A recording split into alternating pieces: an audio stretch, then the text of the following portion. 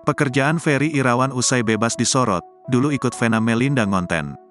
Akhirnya Ferry Irawan bebas. Mantan suami Vena Melinda masih tak percaya jika dirinya sudah dinyatakan bebas dari penjara. Walaupun divonis hukuman 1 tahun penjara oleh Hakim Pengadilan Negeri Jawa Timur, namun Ferry Irawan hanya menjalani hukuman selama 7 bulan penjawab. Mantan ayah tiri Verrell Bramasta itu mendapatkan remisi selama 5 bulan penjara dari Kemenkumham.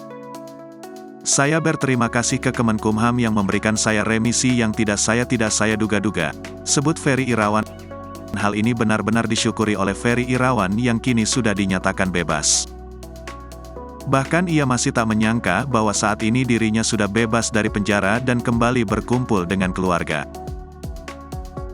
Sebelumnya, Ferry Irawan sempat bekerja bareng Vena Melinda. Ferry kerap ngonten bareng Vena Melinda.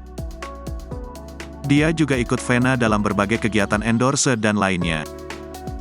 Sejauh ini, Ferry masih mengungkapkan kebahagiaannya telah bebas. Meski begitu, sudah ada endorse di akun Instagramnya. Sementara, akun Vena Melinda semakin sedikit penontonnya. Jika bersama Ferry kerap mendapat ribuan views, kini kerap di bawah 1000.